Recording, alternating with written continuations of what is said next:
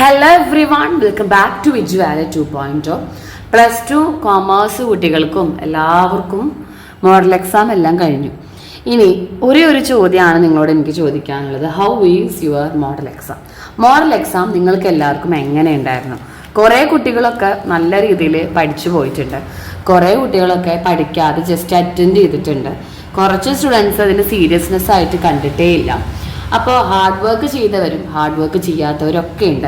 പക്ഷെ നിങ്ങളെല്ലാവരും ഇനി മുതൽ പഠിച്ചു തുടങ്ങുമെന്ന് മിസ്സിന് ഉറപ്പാണ്. കാരണം നമുക്ക് എക്സാം സ്റ്റാർട്ട് ചെയ്യുന്നത് 3rd മാർച്ചിനാണ്.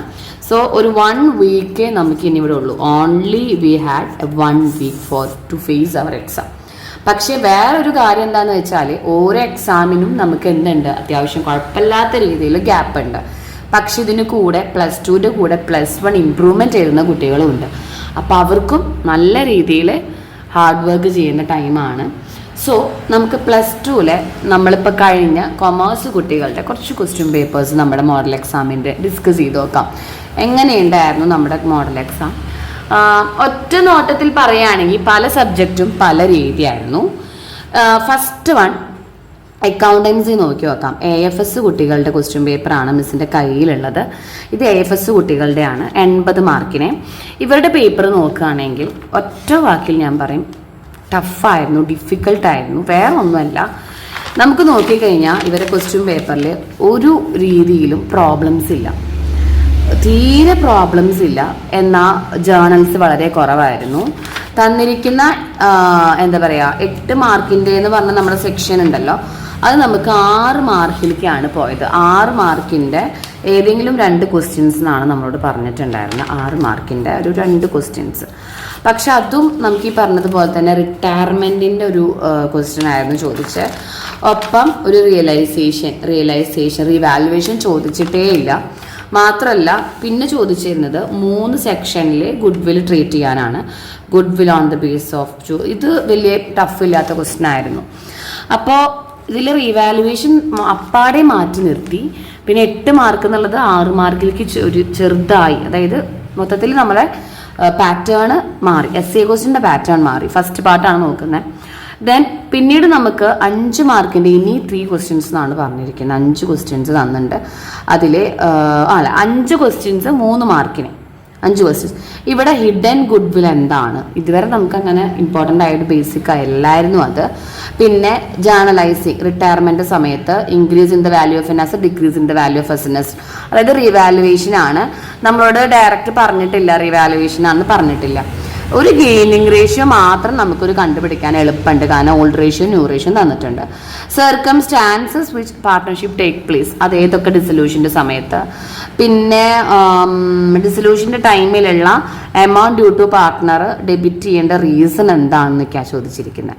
പിന്നെ ക്യാപിറ്റൽ അക്കൗണ്ട്, അതായത് you are wish to become a partner of a firm which method you suggest to adopt capital account, justify reason. അതായത് പാർട്ട്നേഴ്സിന്റെ ക്യാപിറ്റൽ അക്കൗണ്ട് പ്രിപ്പയർ ചെയ്യാൻ 2 മെത്തേഡ് ഉണ്ട്. അതിൽ ഏത് മെത്തേഡ് നിങ്ങൾ അഡോപ്റ്റ് ചെയ്യുക, റീസൺ എന്താണ്? ഇത് സത്യം പറഞ്ഞാൽ നമുക്കൊരു പ്രോബ്ലം പേപ്പർ ആയിട്ടേ തോന്നുന്നില്ല. ദെൻ പിന്നീട് നമുക്ക് 2 മാർക്കിന്റെ ക്വസ്റ്റ്യൻസ് എല്ലാം എന്താണ് ഗുഡ് വിൽ, പാർട്ട്ണർഷിപ്പ് ഡീഡിലെ പ്രോഫിറ്റും ഒന്നും ക്യാപിറ്റൽ ഇൻവെസ്റ്റ് ചെയ്തിട്ടില്ല എങ്കിൽ എങ്ങനെയാണ് എന്നൊക്കെയുള്ള പ്രോഫിറ്റ് എങ്ങനെ കമൻറ്റ് ചെയ്യാം, ഒക്കെ നമുക്ക് സത്യം പറഞ്ഞാൽ നമ്മളെ ബിസിനസ്സിൻ്റെ പേപ്പറൊക്കെ പോലെയാണ് മിസ്സിന് തോന്നിയത്. പാർട്ട്ണർഷിപ്പ് എന്താണ്, അപ്രോപ്രിയേഷൻ അക്കൗണ്ടിൻ്റെ each and every adjustment entry എന്താണ്, അങ്ങനെ തിയറി ക്വസ്റ്റ്യൻ ആയിരുന്നു.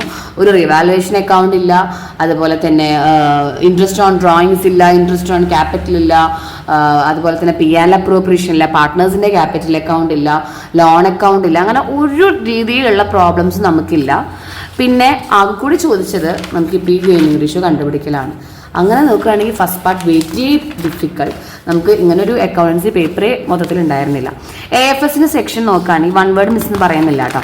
AFSൻ്റെ സെക്ഷൻ നോക്കുകയാണെങ്കിൽ നമുക്ക് അത്യാവശ്യം തിയറി തന്നെയാണ് ഇവിടെയും കാണാൻ സാധിക്കുക. 2 മാർക്കിൻ്റെ ഒക്കെ തിയറീസ്, കൂടുതലും തിയറിക്കാണ് ഇമ്പോർട്ടൻറ്റ് കൊടുത്തിരിക്കുന്നത്. ഒരു കറണ്ട് റേഷ്യോ തന്നിട്ടുണ്ട്, ഒരു ഡെപ്റ്റ് ഇക്വിറ്റി റേഷ്യോ കണ്ടുപിടിക്കാൻ പറഞ്ഞിട്ടുണ്ട്.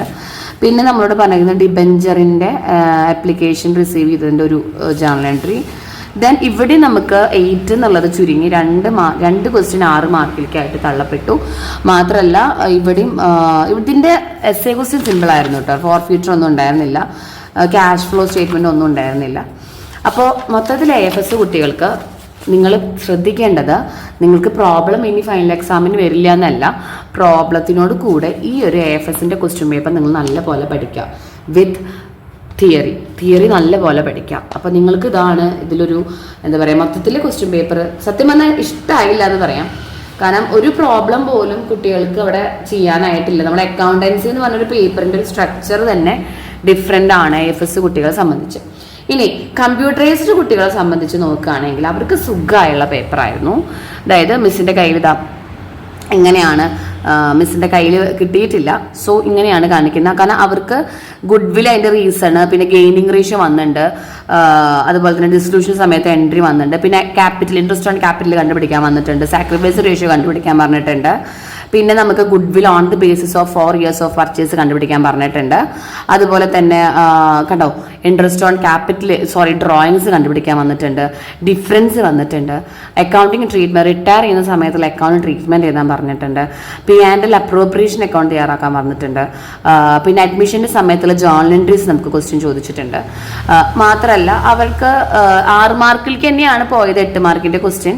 പക്ഷേ കുഴപ്പമില്ലാത്ത റിയലൈസേഷൻ അക്കൗണ്ടും അതുപോലെ തന്നെ ലോൺ അക്കൗണ്ട് 6 മാർക്കിനാണ് ചോദിക്കുന്നത്. 6 മാർക്കിന് ലോൺ അക്കൗണ്ട് ഒക്കെ ചോദിച്ചിട്ടേ ഇല്ല. അതുപോലെ തന്നെ ഒരു അഡ്മിഷൻ സമയത്തുള്ള ഒരു എന്താ പറയുക റിവാലുവേഷൻ സിമ്പിൾ ആയിരുന്നു. കമ്പ്യൂട്ടർ ആപ്ലിക്കേഷൻ കുട്ടികളെ സംബന്ധിച്ച് നമുക്ക് കുഴപ്പമില്ല, പ്രോബ്ലംസ് ഒക്കെ ഉണ്ടായിരുന്നു. അപ്പൊ 2 സെക്ഷൻ, ഇപ്പൊ AFS കുട്ടികൾ കമ്പ്യൂട്ടറൈസ് വ്യത്യാസമില്ലാതെ എല്ലാ കുട്ടികളും 2 ക്വസ്റ്റ്യൻ പേപ്പറും പഠിച്ചിരിക്കുക കേട്ടോ. ഇനി മിസ് ഇതിനുള്ള ഒരു കാര്യം പറയാണ്, നമ്മൾ എഡ്യൂവാലറ്റിന്റെ ക്രാഷ് ബാച്ച് തുടങ്ങിയിരുന്നു. അത് നിങ്ങൾക്ക് എല്ലാവർക്കും 500 rupees വെച്ചിട്ട് ഓൾ സബ്ജക്റ്റ് 500 rupeesന് പ്രൊവൈഡ് ചെയ്യാണ്.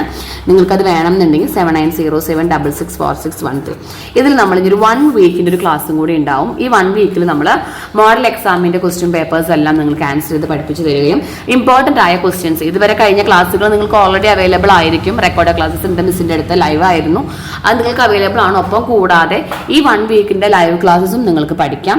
അതിൽ നമ്മൾ കൂടുതലും ഡിസ്കസ് ചെയ്യുക ഈ 1 വീക്ക്, ഇനിയുള്ള 1 വീക്ക് നമ്മൾ പഠിക്കാം മോഡൽ എക്സാം ക്വസ്റ്റ്യൻ പേപ്പറിന്റെ ഡിസ്കഷനും, ഒപ്പം തന്നെ നമ്മൾ ഇമ്പോർട്ടന്റ് ആയിട്ടുള്ള മൊത്തം പാഠങ്ങളിൽ നിന്ന് ഇമ്പോർട്ടന്റ് ആയ കുറച്ച് ക്വസ്റ്റ്യൻസ് ഓരോ ദിവസങ്ങളായി പഠിപ്പിക്കുകയാണ് ചെയ്യുക. വേണമെന്നുണ്ടെങ്കിൽ ഈ ഒരു നമ്പറിൽ നിങ്ങൾ എല്ലാവരും കോൺടാക്ട് ചെയ്യുക കേട്ടോ. കാരണം നമുക്ക് ഇനി മുതൽ നിങ്ങൾ എല്ലാവരും പഠിച്ചു തുടങ്ങണം, അതിൻ്റെതായ സീരിയസ്നെസ്സിൽ എടുക്കാം. അപ്പൊ അക്കൗണ്ടൻസി ഏകദേശം തീരുമാനമായിട്ടുണ്ട്. AFS കുട്ടികളുടെ ക്വസ്റ്റ്യൻ പേപ്പർ കിട്ടാത്തവർ തപ്പിപ്പിടിച്ച് പഠിക്കുക, കമ്പ്യൂട്ടറൈസ്ഡും പഠിക്കുക കേട്ടോ. നെക്സ്റ്റ് ബിസിനസ് സ്റ്റഡീസ് ആണ്. ബിസിനസ് സ്റ്റഡീസ് നോക്കുകയാണെങ്കിൽ ആദ്യം തന്നെ 8 മാർക്ക് essay ക്വസ്റ്റ്യൻ ആണ് നോക്കുന്നത്, വേറെ ഒന്നും കൊണ്ടല്ല. അത് നോക്കിയാൽ അറിയാം നമുക്ക് എളുപ്പമായിരുന്നു അല്ലയോ എന്ന്. ബിസിനസ് സ്റ്റഡീസിൽ it is a process of searching prospective employees stimulating to apply for job. എന്താണ്?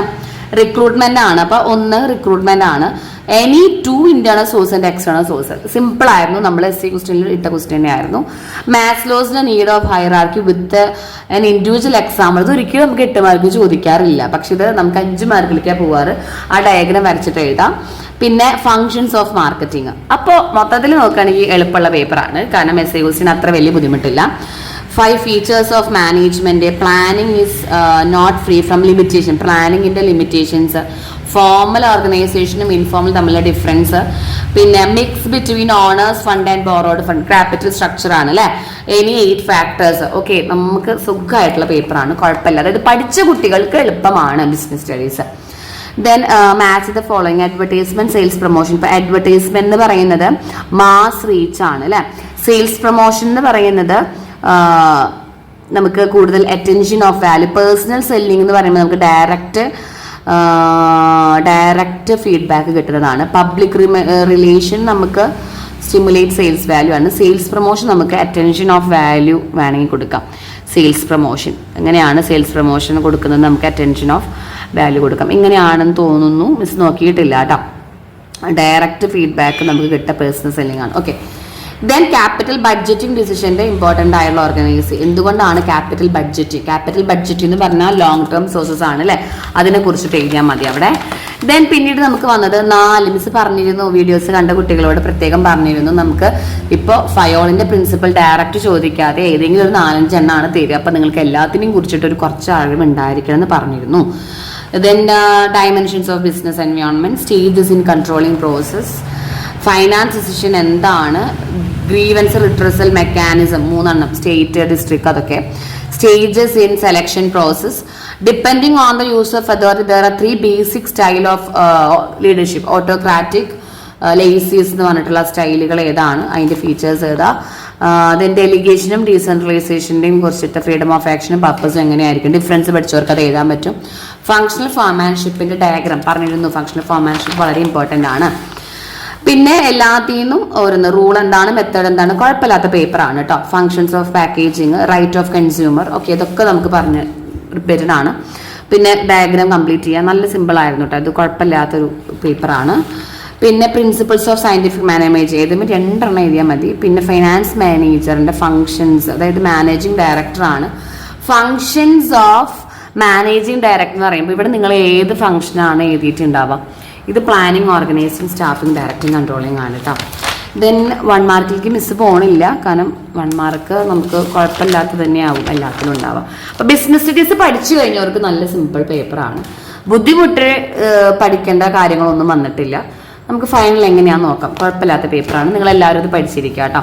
ഇംഗ്ലീഷ് മൊത്തത്തിലൊന്ന് പറയുകയാണെങ്കിൽ ഒരേ സ്ട്രക്ചർ തന്നെയാണ്. നമുക്കൊരു എന്താ പറയുക, ഓരോന്നിനും പോയം വൈസ് ക്വസ്റ്റ്യൻസ് ഉണ്ടായിരുന്നു, അതുപോലെ തന്നെ കോൺവെർസേഷൻ ഉണ്ടായിരുന്നു, ഇൻട്രാക്ഷൻ, റെസ്പോൺസും. നിങ്ങൾ ഇന്റർവ്യൂ സെക്ഷൻ പോലെ ഷെഹീൻ മിസ്റ്റർ ഓഫീസിൽ വന്ന അതൊക്കെ കുഴപ്പമില്ലാത്തൊരു പേപ്പർ തന്നെയായിരുന്നു കേട്ടോ. ഇംഗ്ലീഷിന് ഡ്രഗ് അബ്യൂസിനെ കുറിച്ചിട്ട് നിങ്ങൾക്ക് സ്പീച്ച് എഴുതാനൊക്കെയാണ് വന്നിരിക്കുന്നത്. കുഴപ്പമില്ല. എംപവറിങ് വുമണിനെ കുറിച്ചിട്ട് ഇൻട്രൊഡക്ഷൻ, കുഴപ്പമില്ലാത്തൊരു പേപ്പറാണ്. CV ഒക്കെയാണ് വന്നത് 8 മാർക്കിന്. ഓക്കെ, കുഴപ്പമില്ലാത്തതാണ്. ഇംഗ്ലീഷ് നമുക്ക് മൊത്തത്തിൽ വരുന്ന അതേ സ്ട്രക്ചറിൽ തന്നെയാണ് വന്നിരിക്കുന്നത്. ഇക്കണോമിക്സിനെ കുറിച്ച് പറയുകയാണെങ്കിൽ ഇക്കണോമിക്സിന്റെ പേപ്പർ മിസ് ആദ്യമേ കണ്ടിട്ടുണ്ടായിരുന്നു. മിസ് പറഞ്ഞ ടോപ്പിക്ക് പഠിച്ചു കഴിഞ്ഞാൽ നമ്മൾ ക്രാഷ് ബാച്ചിലെ കുട്ടികൾക്കൊക്കെ വളരെ എളുപ്പമായിരുന്നു എന്നാണ് എക്സാം. കാരണം പഠിക്കാത്ത ടോപ്പിക് ഒന്നും തന്നെ വന്നിട്ടില്ല. എല്ലാം സെൻട്രൽ ബാങ്കിന്റെ functions, perfect competition, profit maximisation condition, AP team, അതുപോലെ ലോ ഓഫ് വാരിയബിള്. പിന്നെ പ്രോബ്ലംസ് നോക്കുകയാണെങ്കിൽ നമ്മുടെ ഇക്വിലിബ്രിയം പ്രൈസ്, പ്രോബ്ലംസ് വീഡിയോ കണ്ടവർക്ക് കിട്ടി. ഇക്വിലിബ്രിയം പ്രൈസ്, അതുപോലെ തന്നെ ഇൻകത്തിൽ നിന്നുള്ള vertical intercept, budget line, circular flow, എല്ലാം കുഴപ്പമില്ലാത്ത നല്ലൊരു പേപ്പറായിരുന്നു ഇക്കണോമിക്സ്. കണ്ടതിൽ വെച്ച് ഇക്കണോമിക്സ്, ബിസിനസ് സ്റ്റഡീസ് ഒക്കെയാണ് കുഴപ്പമില്ലാത്ത പേപ്പർ. പക്ഷേ ഇക്കണോമിക്സിൽ നമുക്ക് നോക്കുകയാണെങ്കിൽ പ്രോബ്ലംസ്, അതായത് നമ്മുടെ കോസ്റ്റ് ഇഷ്യൂസ് പ്രോബ്ലംസ് ഒന്നും ഉണ്ടായിരുന്നില്ല. അതൊരു ബുദ്ധിമുട്ടാണ്. ജയിക്കാൻ ഏവറേജ് കുട്ടികൾക്ക് കുഴപ്പമില്ലാത്ത മാർക്കും, ജയിക്കാൻ കഷ്ടപ്പെടുന്നവർക്ക്, പഠിക്കാത്ത സ്റ്റുഡൻസിനൊന്നും വലിയ രീതിയിൽ നല്ലൊരു പേപ്പറാണെന്ന് പറയാൻ പറ്റില്ല. ദെൻ കമ്പ്യൂട്ടർ ആപ്ലിക്കേഷൻ നോക്കുകയാണെങ്കിൽ നല്ലൊരു പേപ്പറായിരുന്നു. അതായത് നല്ല സിമ്പിൾ എന്നല്ല, എന്നാലും കുഴപ്പമൊന്നും ഉണ്ടായിരുന്നില്ല. തിയറി മാത്രം പഠിച്ചാൽ ഇപ്പോൾ HTML ടാഗ്, DBMSന്റെ ഫംഗ്ഷൻസ്, അതുപോലെ ERP, അതുപോലെ സൈബർ ക്രൈംസുകൾ, ലൂപ്പിംഗ് സ്റ്റേറ്റ്മെന്റ് കമ്പോണൻസ് ഒക്കെ 4-5 മാർക്കിന്. അതുപോലെ web hosting methods, column constraints, ഇതൊക്കെ അതായത് റിപ്പീറ്റഡ് ആയ ക്വസ്റ്റ്യൻസ് ഒക്കെ തന്നെയാണ് ഇതിലും വന്നിട്ടുണ്ടായിരുന്നത്. KDML, DDL comments, aggregate function, SQL, SMS-നെ കുറിച്ചിട്ട് എഴുതാം, C++, അറേ ഡിക്ലറേഷൻ എങ്ങനെ ചെയ്യാം, അതൊക്കെ നമുക്കതുപോലെ ഇതിൻ്റെ ഒരു റിലേഷണൽ ആൽജിബ്രയിലത്തെ യൂണിയനും ഇൻ്റർസെക്ഷനും ഒക്കെ സെറ്റ് ഡിഫറൻസും യൂണിയനൊക്കെ എങ്ങനെയായിരുന്നു, ഇൻ്റർസെക്ഷൻ, കുഴപ്പമില്ലാത്തൊരു പേപ്പറാണ്. ബോഡി ടാഗിൻ്റെ അട്രിബ്യൂട്ട്സ്, കണ്ടെയ്നർ ടാഗിൻ്റെ വിത്ത് എക്സാമ്പിൾ, അതുപോലെ ടേബിൾ ടാഗിൻ്റെ ഏതെങ്കിലും ഇനി ടാഗുകൾ associate TR or TD or ഏത് വേണമെങ്കിലും കൊടുക്കാം. ജാവാ സ്ക്രിപ്റ്റിൻ്റെ ഡാറ്റ ടൈപ്സ് ഒക്കെ റിപ്പീറ്റഡ് ക്വസ്റ്റ്യൻസ് തന്നെയായിരുന്നു. അപ്പോൾ കമ്പ്യൂട്ടർ ആപ്ലിക്കേഷനും. ഇനി എനിക്ക് നിങ്ങളോട് പറയാനുള്ള ഒരു കാര്യം എന്താണെന്ന് വെച്ചാൽ, നിങ്ങളെല്ലാവരും ഇനി ചെയ്യേണ്ടത് എന്താണെന്നൊക്കെ നമ്മൾ വീഡിയോ ഇടും. നല്ല രീതിയിൽ നിങ്ങളെല്ലാ കുട്ടികളും മോഡൽ എക്സാം ക്വസ്റ്റ്യൻ പേപ്പർ പഠിക്കുക. മോഡൽ എക്സാം ക്വസ്റ്റ്യൻ പേപ്പർ നിങ്ങൾ ആദ്യം പഠിക്കുക. എല്ലാ സബ്ജക്റ്റിൻ്റെയും ഫസ്റ്റ് എല്ലാ സബ്ജക്റ്റിൻ്റെയും മോഡൽ എക്സാം ക്വസ്റ്റ്യൻ പേപ്പർ പഠിക്കുക. രണ്ടാമത്തെ സ്റ്റഡി പ്ലാൻ ഇപ്പം തന്നെ നിങ്ങൾ തയ്യാറാക്കുക. സ്റ്റഡി പ്ലാൻ തയ്യാറാക്കി പഠിക്കുക. ഇനി ആർക്കെങ്കിലും മിസ്സിൻ്റെ ക്ലാസ്സിൽ ജോയിൻ ചെയ്യണം, ഇനിയുള്ള 7 ഡേയ്സിൻ്റെ ക്ലാസ്സും കിട്ടണം, അതുപോലെ കഴിഞ്ഞ ചാപ്റ്റർ വൈസ് ക്ലാസ്സുകളും കിട്ടണം. ചാപ്റ്റർ വൈസ് ക്ലാസ്സുകളും കിട്ടിയാൽ തന്നെ നിങ്ങൾക്ക് ഇനിയിപ്പോൾ നമ്മൾ മാർച്ച് 2-ാം തീയതി നമ്മുടെ ഓൺലൈൻ ക്രാഷ് ബാച്ച് സ്റ്റോപ്പ് ചെയ്യും. വേറെ ഒന്നുമല്ല, നമുക്ക് പിന്നീട് നമുക്ക് ഒരു ദിവസം സബ്ജക്റ്റ് വൈസ് വീഡിയോസ് അപ്ലോഡ് ചെയ്യുക, അങ്ങനെ ഒരുപാട് കാര്യങ്ങൾ നമുക്ക് വരുന്നുണ്ട്. ഇതിനെല്ലാം ഈ ഒരു ക്രാഷ് ബാച്ച് ഇതൊക്കെ ഉണ്ടെങ്കിൽ തന്നെ നിങ്ങൾക്ക് നല്ലൊരു മാർക്ക് സ്കോർ ചെയ്യാൻ പറ്റും. ഇനിയും പഠിക്കാത്ത കുട്ടികൾക്ക് സ്റ്റാർട്ട് ചെയ്യാം. ഇനിയിപ്പോൾ ഒരു പാഠം പഠിച്ചു കഴിഞ്ഞാൽ നിങ്ങൾക്ക് അറിയില്ല, മിസ് അത് പഠിക്കാനായിട്ട് അറിയുന്നില്ല എങ്കിൽ നിങ്ങൾക്ക് എന്ത് ചെയ്യാം, മിസ്സിൻ്റെ ക്ലാസ്സിൽ ജോയിൻ ചെയ്യുന്നവർക്ക് ജോയിൻ ചെയ്യാം. മിസ്സിൻ്റെ ഓരോ വീഡിയോകളും കണ്ട് ഓക്കെ ആണെങ്കിൽ മാത്രം നിങ്ങൾ ക്ലാസ്സിനെ ജോയിൻ ചെയ്താൽ മതി. ഇപ്പോൾ 500 റുപ്പീസിൽ നിങ്ങൾക്ക് എല്ലാ സബ്ജക്റ്റും കിട്ടുകയാണ്. വിത്ത് ഹാൻഡ് റിട്ടൺ നോട്ട്സുകളെല്ലാം കിട്ടുകയാണ്. വേണമെന്നുണ്ടെങ്കിൽ മിസ്സിൻ്റെ നമ്പറിൽ ഒന്ന് കോൺടാക്ട് ചെയ്യുക. സമയമില്ല, അതുകൊണ്ടാണ് മിസ് പിന്നെയും പറയുന്നത്. കാരണം നമുക്ക് ഇനി സമയം വളരെ കുറവായിരിക്കും. ഈ ഒരു 1 വീക്ക് കൊണ്ട് എല്ലാ ക്ലാസ്സും നിങ്ങളുടെ കയ്യിൽ ഭദ്രമായിട്ടുണ്ടെങ്കിൽ നിങ്ങൾക്ക് എന്ത് ചെയ്യാം, മാർച്ചിൽ പഠിച്ച് ഓരോ സബ്ജക്റ്റ് വൈസിൻ്റെ ഇടയിൽ ഗ്യാപ്പ് വരുമ്പോഴും പഠിക്കുമ്പോൾ നിങ്ങൾക്ക് ആ ഒരു ടോപ്പിക് എടുത്ത് നോക്കിയാൽ മതി.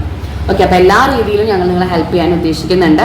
സോ ഇനി മോഡൽ എക്സാമിന് വരെ ഒന്നും പഠിച്ചിട്ടില്ലാത്ത കുട്ടികൾക്ക് ഇനി പഠിച്ചാലും നിങ്ങൾക്ക് ഫുൾ മാർക്ക് സ്കോർ ചെയ്യാനും A+ കിട്ടാനും ഉറപ്പാണ്. സോ എല്ലാവരും എന്ത് ചെയ്യുക, പാഠം പഠിച്ചു തുടങ്ങുക. വീഡിയോ ഹെൽപ്ഫുൾ ആയെങ്കിൽ നിങ്ങൾക്കൊന്ന് ഷെയർ ചെയ്ത് കൊടുക്കുക, മാക്സിമം സപ്പോർട്ട് ചെയ്യുക കേട്ടോ. Okay every one, thank you so much.